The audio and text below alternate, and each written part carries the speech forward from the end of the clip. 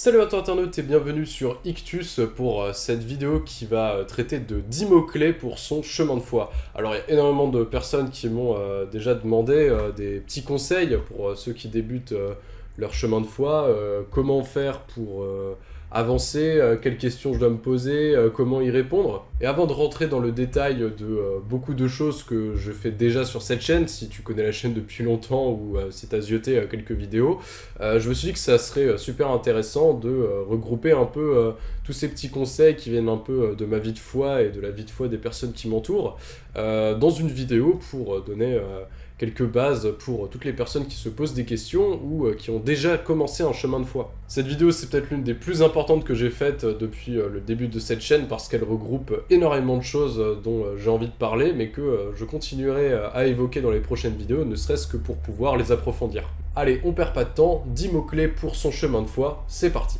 Numéro 1, la prière. Alors ça c'est essentiel, peu importe à quel stade t'en es dans ta foi, la prière est essentielle, et notamment la prière personnelle, qui est quotidienne, et sur laquelle tu es 100% focalisé sur Dieu. Nul besoin de grandes réflexions, de miracles, l'idée c'est de prendre un petit temps quotidien avec Dieu chaque jour. Il y a différentes manières pour cela, il y a la prière d'alliance dont j'ai parlé dans cette vidéo et bien d'autres manières de faire. Et il y a aussi le deuxième point, à savoir la Bible qui est la manière dont Dieu peut te parler dans la prière. Tu peux toi lui parler, lui dire pourquoi tu le remercies, pourquoi tu as envie de le prier, les questions que tu te poses, lui demander des choses, mais la Bible, elle va te donner certaines réponses, puisque c'est la parole vivante, c'est la parole de Dieu. Aujourd'hui, la Bible, c'est gratuit de l'avoir, il suffit d'avoir un téléphone sur lequel tu pourras avoir accès à tout le livre. Beaucoup de gens prennent quand même la peine d'acheter une Bible version papier, tout simplement parce que c'est la meilleure manière de se motiver à prier pour beaucoup, d'avoir ce livre sur sa table de chevet et de se dire tous les jours je vais prendre du temps pour la lire. Alors ne commence pas n'importe comment par n'importe où, il y a différentes manières de procéder, tu peux suivre les paroles du jour sur différentes applications qui vont regrouper des textes aux mêmes tonalités qui traitent du même sujet entre eux pour pouvoir avancer dans tes réflexions et dans qu'est-ce que Jésus a envie que tu fasses par rapport à tel sujet dans ta vie. Mais tu peux également commencer à lire différents livres en entier. Commence par les évangiles, ça c'est le cœur de la foi chrétienne, et continue avec les textes du Nouveau Testament, ne serait-ce que parce que c'est les plus simples à lire et à remettre en contexte. Et après, tu pourras t'attaquer au plus gros, au plus dur avec les textes de l'Ancien Testament, en n'oubliant pas de recontextualiser ceci pour pouvoir mieux comprendre de quoi il est question. Et donc, super transition avec le numéro 3, à savoir l'histoire, l'actualité de l'Église.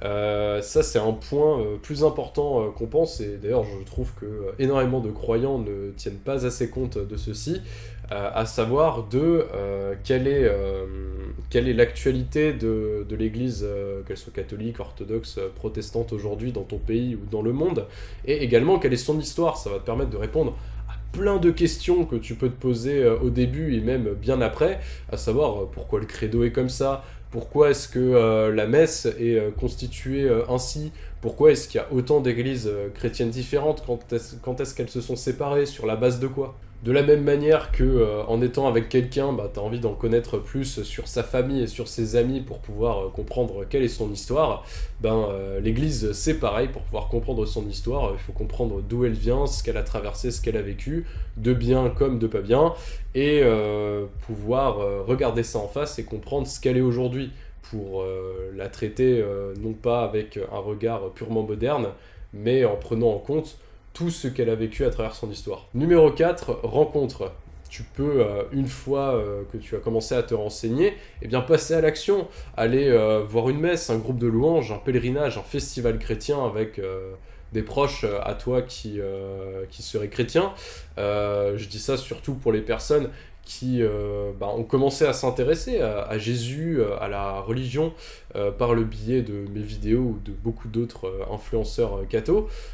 Tout simplement parce que il faut passer ce stade du numérique et il faut passer au stade pas de la vie réelle, en tout cas de la vie plus concrète. Et lorsque tu y seras, n'hésite pas à poser toutes les questions qui te passent par la tête. Pourquoi le prêtre fait tel geste et dit telle chose durant la messe? Pourquoi est-ce que tu pars en pèlerinage? Qu'est-ce qui te touche quand tu es ici? Pourquoi est-ce que toi tu es chrétien? Et enfin parce qu'on dit qu'un chrétien seul c'est un chrétien en danger, donc il faut prendre rapidement l'habitude de vivre ta foi avec d'autres personnes pour pouvoir se supporter l'un l'autre et s'aider mutuellement dans ce chemin de foi, parce que c'est un chemin qu'on fait en église, qu'on fait donc en assemblée. Numéro 5, prudence. Il faut faire attention par rapport à ce que j'ai dit au point précédent, à esquiver les nombreux obstacles qui pourraient se mettre sur ta route. Il y a énormément de jeunes croyants, de personnes qui se posent des questions, qui finissent par tomber dans des mouvements à dérive sectaire, dans des sectes, ou tout simplement par tomber sur des personnalités toxiques, des gourous, des manipulateurs, qui n'ont pas besoin forcément de faire partie d'une secte connue pour ça, mais qui peuvent des fois agir sur des niveaux très locaux.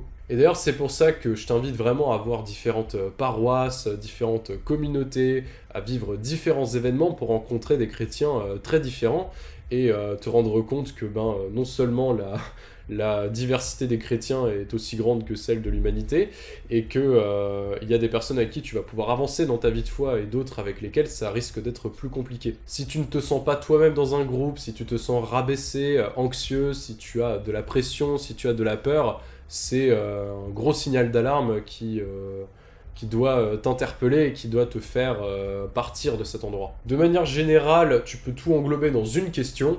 Est-ce que je me sens libre dans cet endroit? Est-ce que du coup tu te sens toi-même? Est-ce que tu sens que tu peux t'épanouir et progresser dans ton chemin de foi? Si la réponse est positive, vas-y fonce. Numéro 6, confiance. N'hésite pas à te faire confiance pour commencer à faire confiance à ce que tu ressens, aux réflexions que tu te fais, tout simplement parce qu'au début de sa vie de foi, des fois on se sent un peu perdu, ne serait-ce que parce qu'on se pose au début très peu de questions sur la spiritualité, et qu'à force de s'en poser beaucoup, on se dit qu'est-ce que ma parole et mon ressentiment vaut par rapport à celui du prêtre de cette paroisse, à celui de telle personne qui fait des études de théologie. Fais confiance à ce que tu vis, à ce que tu ressens, tout simplement parce que si jamais tu occultes certains aspects qui te semblent importants, tu ne vas pas réussir à avancer de la bonne manière. Et également, tu peux faire confiance à Dieu au fur et à mesure, car tu comprendras rapidement que ce qu'il veut, c'est le meilleur pour toi, souvent des choses bien meilleures que tu aurais pu imaginer. Donc cette confiance en toi et cette confiance en Dieu. Numéro 7, fidélité. Fidélité ou même persévérance, tout simplement parce qu'à de nombreux moments dans ta vie de foi, tu vas galérer, tu vas avoir beaucoup de mal, tu vas pas réussir à avancer, à répondre à des questions pendant des semaines, des mois, même des années. Peut-être que ta prière, tu vas la trouver très pauvre. Peut-être que tu vas avoir beaucoup de mal à vivre ta foi avec d'autres personnes. Il y a beaucoup de choses qui peuvent arriver, mais l'idéal pour toi, c'est de continuer à t'accrocher et faire confiance aux différentes promesses que tu as pu recevoir de Dieu. Un conseil d'ailleurs que j'ai pour ça, c'est déjà de continuer, évidemment, ta prière personnelle et quotidienne, de continuer à t'investir dans ta vie de foi. Mais un conseil qui est vraiment franchement super important, c'est de noter, de garder des traces de ce que tu as vécu avec Dieu. Ça peut même être des photos du pèlerinage que tu as vécu, ça peut être des paroles qui t'ont touché à un moment donné, des réflexions que tu t'es faites après avoir reçu telle parole de Dieu, tout simplement parce que dans les moments difficiles, cela va vraiment t'aider, cela va te porter, comme dans n'importe quelle relation où il se passe moins de choses, des fois on se raccroche un peu plus à ce qu'on a vécu, et à ce qu'on va vivre également, car une bonne relation, c'est une relation où on a vécu beaucoup de belles choses et on va encore en vivre beaucoup plus tard. Numéro 8, actif. Dans la continuité de cette persévérance, il faut être actif.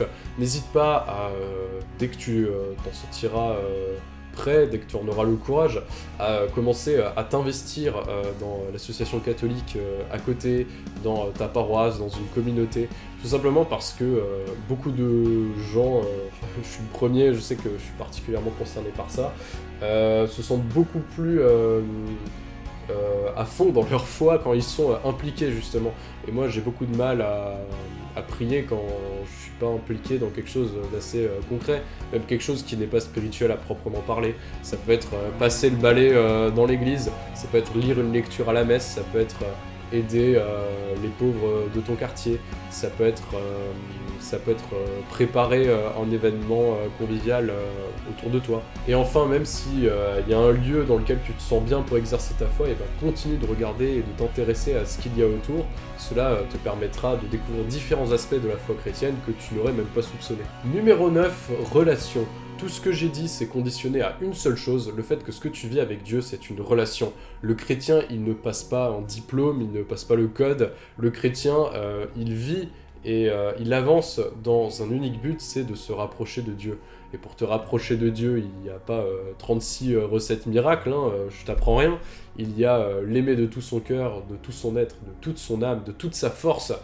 Et il y a aimer les autres comme soi-même. Tout ce que tu vas vivre, ce que tu vas apprendre, ce que tu vas supporter, c'est conditionné à ceci, à te rapprocher de lui et à te rapprocher de celui qui veut le meilleur pour toi. Alors peu importe ce que tu vivras, ne te renferme jamais uniquement sur toi-même, même si tu as besoin de temps entre toi et Dieu, ne te renferme jamais que sur toi, mais prends le temps aussi avec cette relation que tu cultives avec Dieu, de cultiver des relations avec des personnes qui t'entourent, qu'elles soient chrétiennes ou pas, ça n'a pas d'importance. Ce qui importe, c'est que cet amour que Dieu veut pour toi, tu puisses le vivre au quotidien, dans le concret, et pour ça, que tu cultives ces relations. Et enfin, numéro 10, personnel. Cette relation, elle est unique, elle est personnelle, que tu vis avec Dieu, elle ne ressemble à aucune autre, et elle ne doit ressembler complètement à aucune autre. Tout simplement parce que chacun d'entre nous est unique, et a été voulu ainsi par Dieu, et ainsi ne commence pas à copier un chemin de foi, à copier un témoignage en te disant que tu te rapprocheras de Dieu si tu fais précisément ce qu'a fait une autre personne.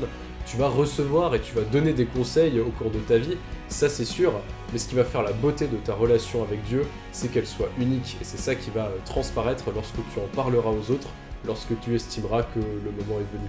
Et voilà, c'est la fin de cette vidéo 10 mots-clés pour ton parcours de foi. J'espère que cette vidéo t'a plu. Si tu es nouveau sur la chaîne, n'hésite pas à t'abonner pour ne pas rater la sortie des autres vidéos et à activer les notifications, ça c'est super important également. Est-ce qu'il y a d'autres mots-clés qui te viennent en tête, différentes manières de prier que tu as envie de partager à tous? Tu peux le faire juste en dessous dans les commentaires. Et également, tu peux partager cette vidéo, c'est super important pour pouvoir me soutenir, soutenir le travail de cette chaîne. Tu peux le faire, que ce soit un ami croyant, même depuis longtemps, qui a envie de trouver quelques petites clés pour continuer d'avancer dans sa vie de foi, ou à quelqu'un qui l'est pas du tout, ou qui se pose des questions. Allez, on se dit à la prochaine vidéo pour pouvoir commencer à approfondir tout ça. C'était Tanguy pour Ictus. Salut!